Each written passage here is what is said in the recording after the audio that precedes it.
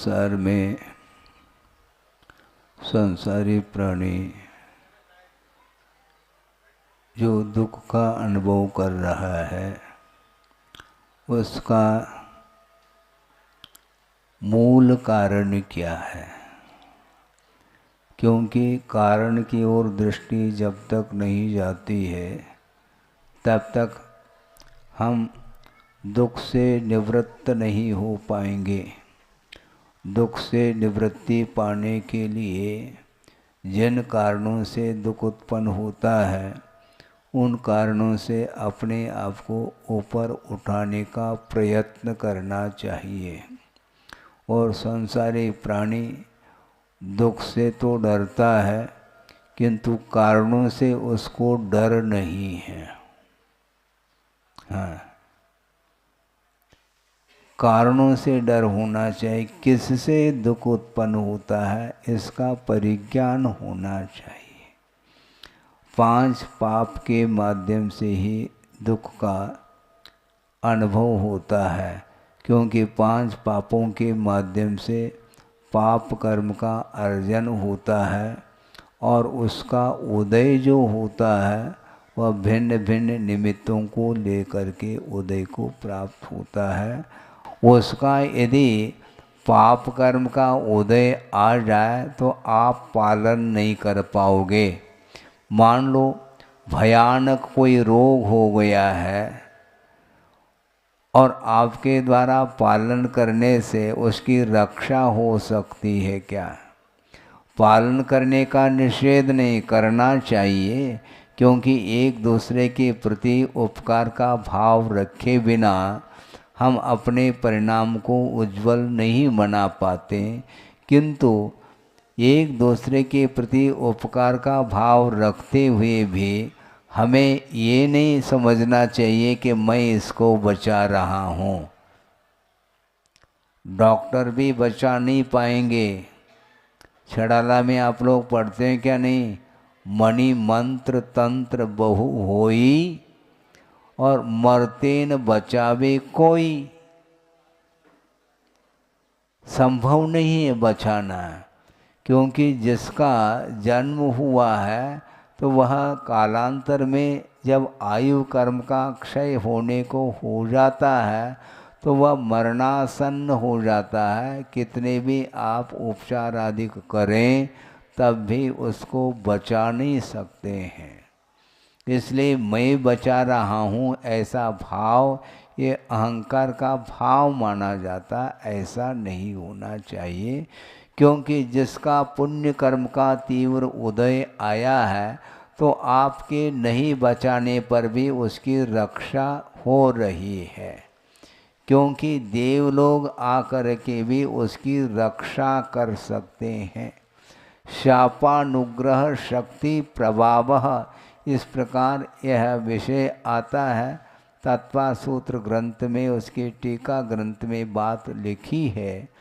अभिशाप देने की क्षमता और वरदान देने की क्षमता, इसका नाम प्रभाव कहा है। तो यहाँ पर मनुष्य पर्याय में कोई व्यक्ति जी रहा है और उसका कोई कर्म का उदय आ सकता है, उपसर्ग आदि हो सकते हैं। उनको दूर करने के लिए वहाँ से देवगण आकर के उसकी रक्षा कर सकते हैं। वह रक्षा क्यों कर रहे हैं? वह रक्षा कर रहे हैं ऐसा एकमात्र व्यवहार की भूमिका में कहा जाता है, उसका निषेध नहीं। किंतु जब तक तीव्र पुण्य का उदय नहीं होगा तो कोई भी रक्षा नहीं कर सकता। जब तक पाप कर्म का उदय है तो वातावरण निर्मित नहीं हो पाएगा उसके लिए, सुख उत्पन्न कराने के लिए। तो ये अर्थ ये है कि वस्तुतः कर्म के अधीन ही सुख और दुख का संवेदन होता है। इसलिए संसार से ऊपर उठने के लिए किए गए जो पाप हैं उन पाप का परिमार्जन करना चाहिए। क्योंकि महाराज हमें वर्तमान में तो किसी का मैं पाप नहीं कर रहा हूँ ऐसा कोई कह सकता है, किंतु अतीत में जो किया हुआ पाप है वह किसी भी समय वह उदय में आ सकता है। मान लो पुण्य कर्म के उदय से संपदा मिल गई है, और संपदा का मिलना अलग है, किंतु उसका उपभोग करने के लिए निरोगी काया भी आवश्यक है। सेठ जी हैं, परिवार बहुत अच्छा चल रहा है, फला फूल रहा है वो, इसके बाद भी उसके पास कौन सी कमी है? कोई कमी नहीं, पर्याप्त संपदा है और फुल फैसिलिटी जिसको आप लोग बोलते हैं, प्रत्येक व्यक्ति के लिए स्पेशल जिसको बोलते हैं वाहन गाड़ी वगैरह भी हैं, सब हैं, किंतु उसको रोग हो गया, मान लो रोग हो गया, हार्ट की बीमारी आ गई। अब डॉक्टरों का ये कहना है कि तुम गाड़ी में घूम नहीं सकोगे। अब वो गाड़ी किस काम की, वह वैभव किस काम का? तुम एरोप्लेन में नहीं जा सकोगे, हार्ट पेशेंट है। वाहन आदि में आप नहीं जा सकोगे, फिर क्या करेंगे? एम्बुलेंस में जा सकते हैं। हाँ, उसका भाग्य इतना ही है, एम्बुलेंस में आप जाओ हॉस्पिटल तक, इसके अलावा वह उसका पुण्य फल नहीं रहा है। संपदा का मिलना अलग है, किंतु उसका उपभोग करने के लिए निरोग काया भी चाहिए। मान लो जन्म से अंधा है, वैभव पर्याप्त है, वह किस काम का? मुझे बताओ आप। जन्म से अंधा हो सकता है, जन्म से गूंगा हो सकता है, जन्म से बहरा हो सकता है और विकलांग हो सकता है। ये सारे जो स्थिति देखने को मिल रही है कर्म के उदय के कारण, किंतु कुछ ऐसा पुण्य का उदय रह सकता है कि उसकी सेवा शुश्रूषा करने के लिए परिवार के लोग लगे हुए हैं, इतना ही उसका पुण्य है। और उस बीच में और कोई भी भयानक रोग आ गया तो कोई भी उसको बचा नहीं सकता है। इसलिए जन्म मरण के द्वारा संसारी प्राणी वह प्रतिदिन दुख का अनुभव कर रहा है। जन्म मरण से ऊपर उठना है, ये ध्यान रखें। जन्म सबको आनंददायी होता है, ये समझे। मरण किसी को भी इष्ट नहीं है, किंतु आचार्य कहते हैं जिसका जन्म हुआ है अब उसका मरण अनिवार्य है। देवगति में रहने वाले जो देव हैं उनको अमर की संज्ञा दी है। उनको क्या कहते हैं? अमर। तो मरते नहीं है क्या वो? उनका अवसान नहीं होता है क्या? अवसान तो होता है, किंतु दीर्घ आयु की अपेक्षा से उनको अमर संज्ञा दी गई है। सागरोपम आयु तक उनका जीवन चलता है। इस अपेक्षा से मनुष्य गति अथवा तिरंज गति आदि के अपेक्षा से तुलनात्मक दृष्टि से उसको अमर कहा गया है। किंतु दीर्घ काल तक सागरोपम आयु तक उस वैभव का उपभोग करते हुए भी उसका पतन अनिवार्य है। ये उत्थान और पतन यह संसारी प्राणी के लिए दुख के लिए कारण है। सागरोपम आयु तक जिसने बिल्कुल आराम के साथ जीवन व्यतीत किया, शारीरिक कोई पीड़ा नहीं है, इसके बाद भी उस वैभव का उपभोग करते हुए यदि आसक्ति के साथ यदि उपभोग किया है तो वहाँ से मर करके एक इंद्रिय पर्याय को भी वह प्राप्त कर लेता है। इस प्रकार डिमोशन होता है, हमेशा प्रमोशन ही नहीं होता।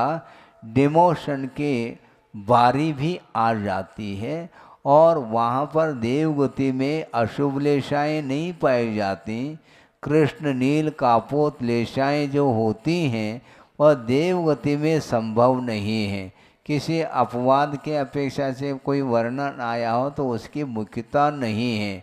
देखिए वहाँ पर उत्पन्न होने के उपरांत पीत, पद्म और शुक्ल लेशाएँ, तीन ही लेशाएँ पाई जाती हैं और ये शुभ लेशा मानी जाती हैं, किंतु पीत लेशा की तीव्रता के कारण वह एक इंद्रिय का भी बंद कर रहा है।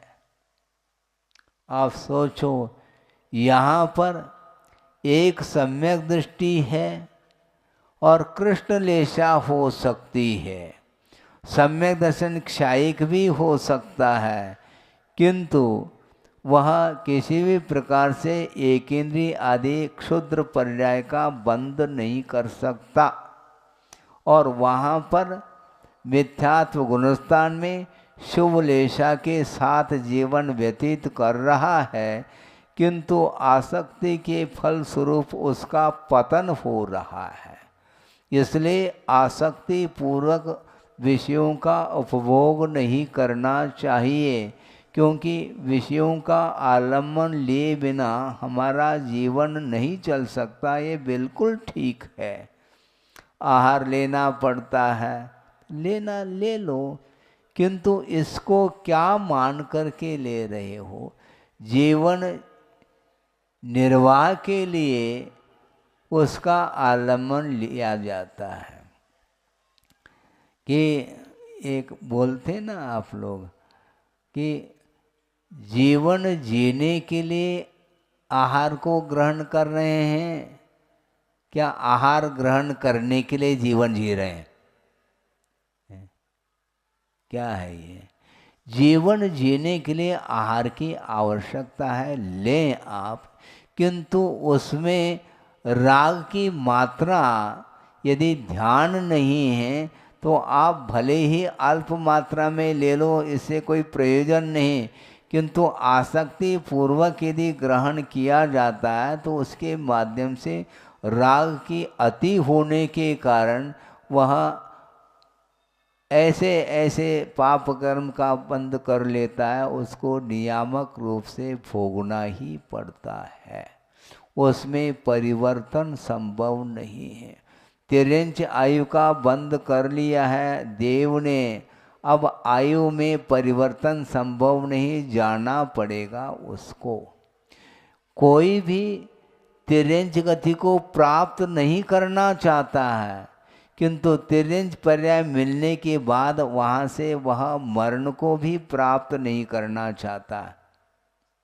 सिद्धांत की बात रखी जा रही है, तिरंच आयु को पुण्य प्रकृति में गिना है, जबकि तिरंच गति को पाप प्रकृति में गिना है। इसका अर्थ ऐसा क्यों?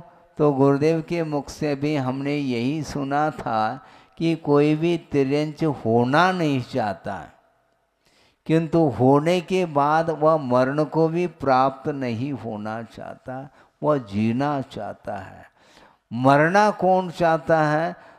नरक गति में जो नारकी हैं वे प्रति समय वह मरण की इच्छा उसके अंदर हो रही है, क्योंकि अत्यधिक मात्रा में वेदना यदि होती है अन्य गतियों की अपेक्षा से, तो सबसे अधिक वेदना तो नरक गति में होती है। इसलिए उस वेदना से ऊपर उठने के लिए मरण की इच्छा हो रही है, किंतु आचार्य कहते हैं मरण नहीं हो सकता, अकाल मरण वहाँ पर संभव नहीं है।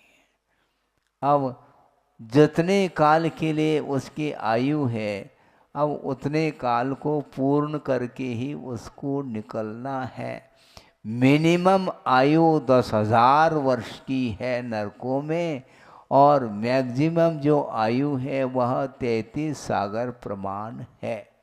वहाँ पर जाने के बाद आयु का अपकर्षण नहीं होता, आयु घटेगी नहीं, न आयु बढ़ेगी, किंतु जितनी आयु बंधी है उस आयु को पूर्ण करके ही उसको निकलना है। और एक समय में जो दुख का संवेदन हो रहा है, तिल तिल करे देह के खंड कह रहे हैं। उस शरीर का खंड खंड किया जा रहा है।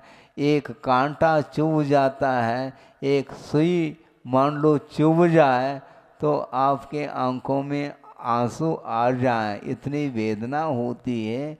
और वहाँ पर उस शरीर को खंड खंड किया जा रहा है। और लोह रस जिसको बोलते हैं, उबलता हुआ वह लोह का रस है और उसमें डुबोया जा रहा है। जिस प्रकार आप लोग तेल अथवा घी में पूड़ी को तलते हैं, भुजिया को तलते हैं, सेव आए तला जाता क्या नहीं, तलते हैं आप, उसी प्रकार उस शरीर को वहाँ पर तला जा रहा है, खंड खंड किया जा रहा है। और उसमें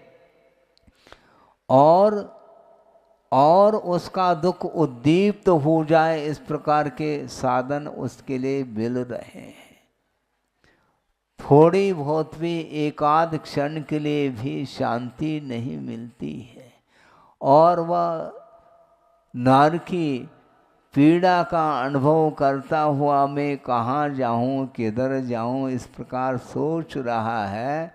और थोड़े बहुत आजू बाजू में दृष्टि जाती है तो वहाँ पर वृक्ष देखने को मिलते हैं, किंतु ये ध्यान रखो यहाँ के वृक्ष नहीं है वो, और स्वयं ही नारकी वृक्ष का रूप ले लेते हैं। और उनके उस छाँव में जा कर के कुछ शांति का अनुभव करने के लिए वह नारकी पहुँच जाता है, किंतु वह उस वृक्ष के नीचे जो ही बैठ जाता है तो करोत के समान उसके वृक्ष के पत्ते उसके शरीर में भिद जाते हैं। उसके माध्यम से पुनः पीड़ा का अनुभव। और जो है प्यास लगती है तो वहाँ पर नदी बह रही है, किंतु गंगा नदी है, वो गंगा नदी नहीं है, न यमुना है, न गंगा है, न ब्रह्मपुत्र है, न नर्मदा है, कोई इस प्रकार की नदी नहीं, किंतु वैतरणी नदी वहाँ पर बहती है। और वो भी विक्रिया के माध्यम से नारकी जीव इस प्रकार रूप ले लेते हैं। और वहाँ पर जा कर के कोई जिसे प्यास लग आई है, प्यास बुझाने के लिए, गर्मी को शांत करने के लिए वहाँ पर पहुँच जाता है। और पहुँचते ही उसके हाथ पैर आदि जो है गल जाते हैं, खारा पानी है वो। सोचो, मतलब कोई भी उसके लिए अच्छाई नहीं मिलेगी। ये महाराज इसमें तो ऐसा लगता, सुनने में इतनी पीड़ा हो रही है तो वहाँ पर कैसे सहन करते होंगे, ऐसा कौन सा पाप किया होगा उसी को पूछो। क्योंकि संसारी प्राणी जब विषयों में डूब जाता है, उससे उसको ख्याल ही नहीं कि इसके माध्यम से कौन सा परिणाम निकलने वाला है। परिणाम की ओर दृष्टि नहीं, उसकी आंख मूंद करके वह पाप करता ही चला जाता है, दूसरे को सताता चला जाता है, दूसरे को दुखी बना करके जिसको सुख का आनंद का अनुभव हो रहा है उसको आचार्य कहते हैं इससे बढ़ कर के और कोई भी रौद्र ध्यान का परिणाम नहीं हो सकता। आप दूसरे के लिए सहयोग देना नहीं देना ये तो दूर की बात है, किंतु दूसरे के लिए दुखी तो मत बनाओ। संसारी प्राणी को जो सुख होता है वह अपने आप में सुखी नहीं रहता, दूसरे को दुखी देख करके वह सुख का अनुभव करता है। वैसे देखा जाए, चाहे वह शेठजी हो, मतलब अरबपति हो, अथवा आज मजदूरी करके कोई जीवन यापन करने वाला सामान्य व्यक्ति भी क्यों न हो, भोजन करने की अपेक्षा से पावर आटा ही चाहिए उसको। ऐसा थोड़ी है कि जो अरबपति है वो बोरी की बोरी गेहूँ उसको लग जाता है एक दिन में, ऐसा कुछ है क्या? नहीं, वो अरबपति है। हाँ, कितना खाते हैं वो, पानी कितना पीते, उसके लिए भी जग भर पानी चाहिए। जग का पानी नहीं चाहिए। जग अर्थात संसार पूरा विश्व होता है? और जग अर्थात ये जग होता है।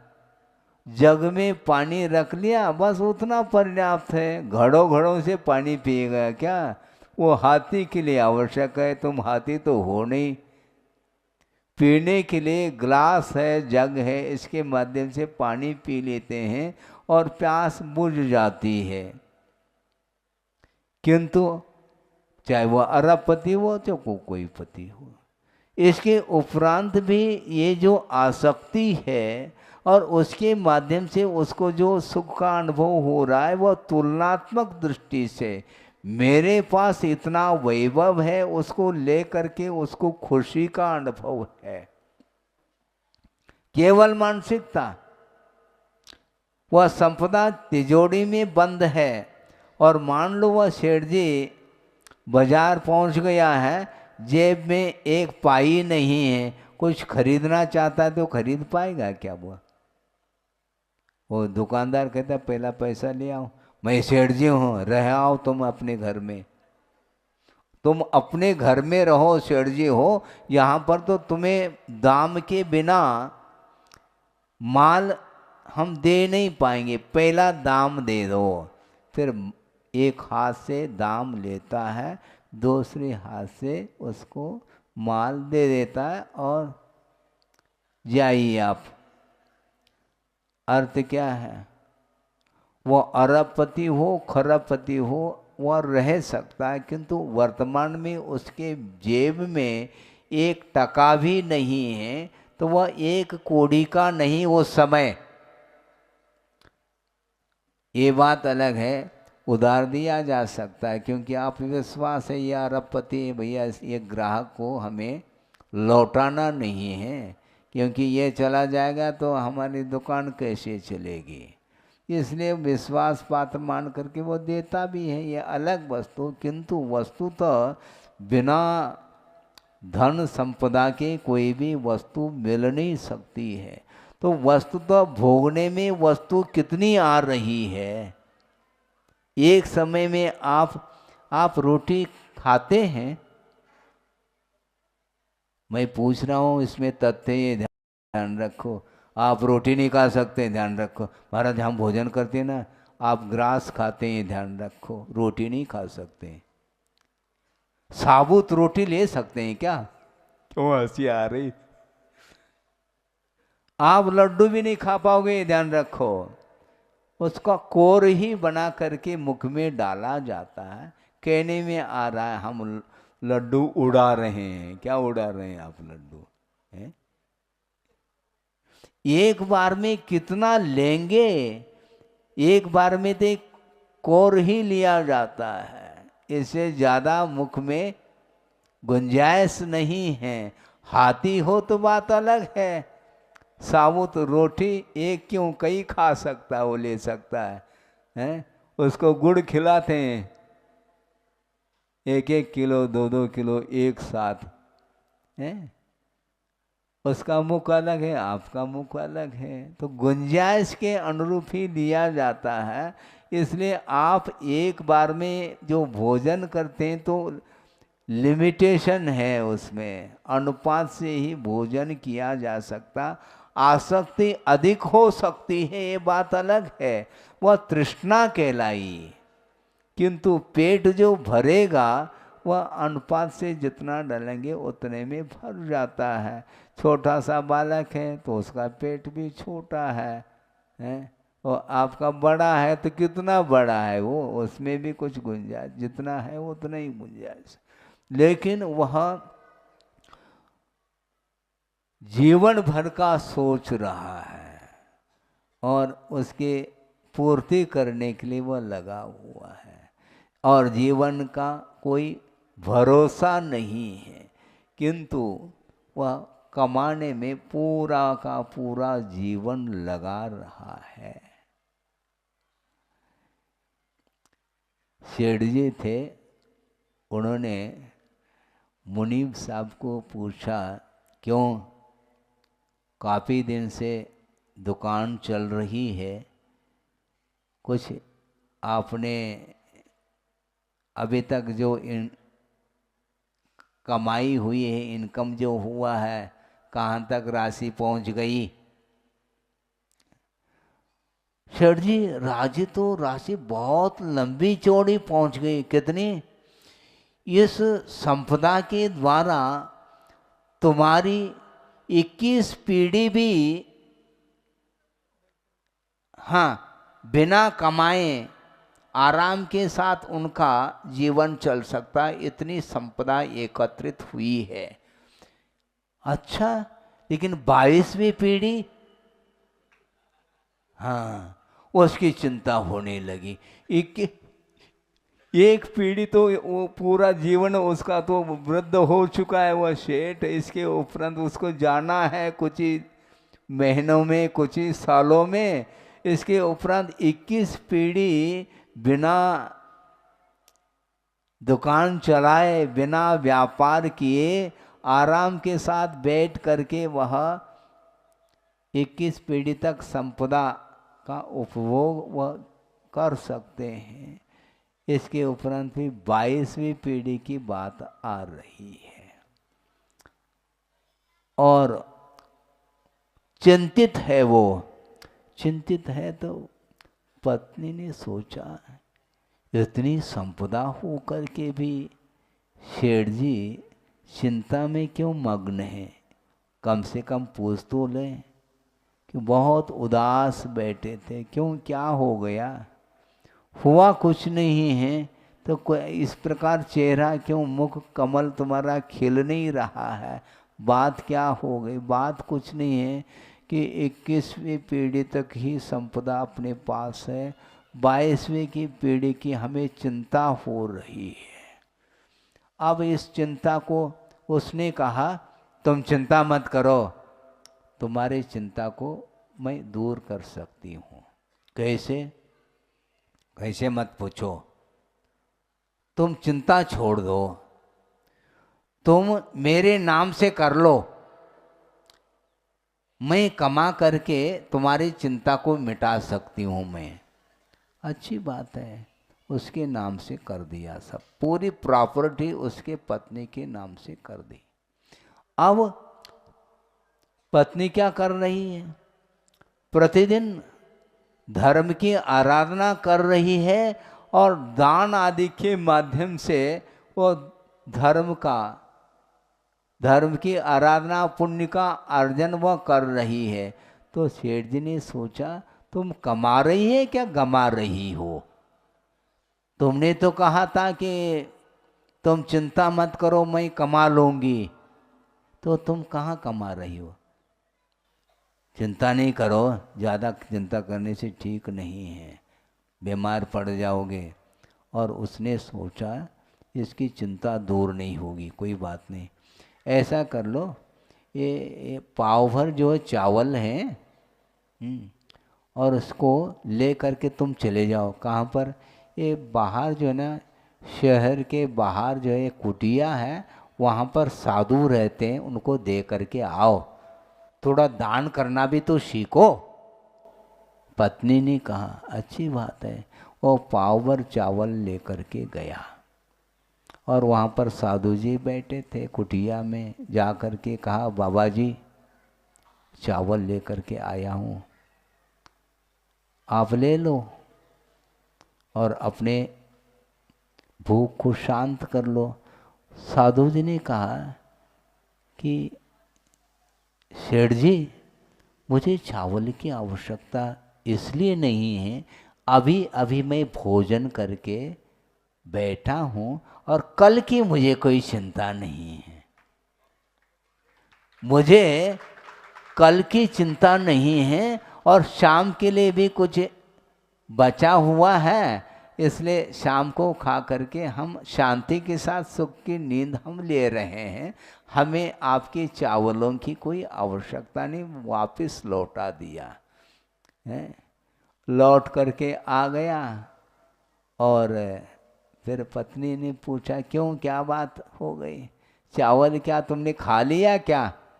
नहीं, कहाँ खाया हूँ, इस डिब्बे में वापस ले करके आया हूँ। क्यों? उन्होंने कहा वो बाबा जी ऐसे थे कि सही मायने में वही बाबा जी हैं। हम तो बब्बा बन गए हैं लेकिन बाबा जी नहीं बन पाए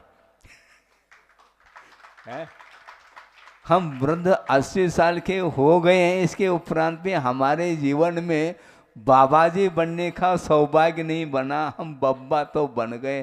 क्यों, क्या बात है? उन्होंने ये कहा कि हमें कोई आवश्यकता नहीं, हम भोजन करके हम प्रभु के भजन करने में हम लग गए, हमें कल की चिंता मुझे आज नहीं है। तो बात समझ में आ रही क्या नहीं? पत्नी ने कहा, हमें बात समझ में आ गई। हमने सोचा था कि हमें कौन समझाने वाला, उपदेश देने वाला कोई मिल नहीं रहा था, और तुमसे मुझे उपदेश मिल गया।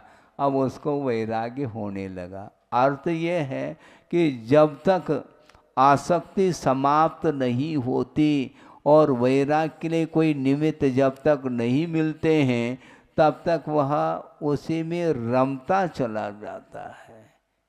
कब से आ रहा हूँ मैं, कहाँ मुझे जाना है, इसका कोई भी किसी को ख्याल ही नहीं। कितने बार उपदेश सुने होंगे, इसका कोई स्मरण है क्या? नहीं है। अतीत अनंत काल में कई बार गुरुओं का समागम हुआ होगा, उपदेश आदि सुन लिए होंगे, किंतु उस उपदेश का कोई भी संस्कार नहीं रह पाता। संस्कार समाप्त हो जाते हैं। कल भी उपदेश सुनाया था, फिर आज फिर बैठ गए। तो जिस प्रकार भोजन करते हैं, आज कर लिया, शाम को फिर बैठ जाते हैं, शाम को कर लिया, कल फिर बैठेंगे। तो इस प्रकार जिस प्रकार भोजन जो करने की वृत्ति ये समाप्त नहीं हो रही है। भूख मिटती नहीं, तात्कालिक भूख मिट गई ऐसा लगता है, पुनः भूख लग जाती है कर्म के उदय में। उसी प्रकार अतीत अनंत काल में कितने बार उपदेश सुना होगा, किंतु उपदेश सुनने के उपरांत भी उसका पतन अभी तक होता आया है। इसलिए हमने ये कहा था कि जहाँ पर अशुभ लेशा नहीं पाई जाते, ऐसे स्वर्गादिक में वहाँ पर इतनी संपदा, इतना वैभव, इतनी विलासता का अनुभव करके भी वह एक इंद्रिय पर्याय को प्राप्त कर रहा है। हमने एक दिन कहा था मिनिमम कितनी देवांगनाएं होती हैं? 32, कम से कम। इससे अधिक अधिक तो करोड़ों की संख्या में है। और सारी सारी वो देवांगनाएं यदि विक्रिया बना लें तो फिर तो बहुत लंबी चौड़ी संख्या होगी। उन सबके साथ वह एक देव संबंध कर रहा है। सोचो, विचार करो। इसके उपरांत में ज्यों पावक में घी डाला। अग्नि में घी डालने से कभी भी अग्नि बुझेगी नहीं, प्रत्युत वह और उद्दीप्त होती चली जाती है। उसी प्रकार दीर्घ काल तक इस प्रकार भोग का अनुभव किया है। अरबों में संख्या पहुंच गई, सोचो। और एक के पीछे इतनी देवांगनाएं हैं। इसके उपरांत भी वह अग्नि, विषय की अग्नि शांत नहीं होती। इसलिए इस प्रकार के वर्तमान युग आदि ग्रंथों का कम से कम आप लोग स्वाध्याय किया करो। वहाँ पर 63 सलाह का पुरुषों का अथवा महापुरुषों का जो जीवन व्रत है उसके बारे में थोड़ा बहुत तो अध्ययन करो। इसके उपरांत भी उस वैभव को उन्होंने जीर्ण तृण के समान समझ करके वन की ओर राह पकड़ ली उन्होंने। और आपके पास कितना वैभव है? कितना है मुझे बताओ? है कुछ? उसकी तुलना में कुछ है? नहीं है महाराज। फिर भी ताला लगा करके बंद रख रहे हैं उसको।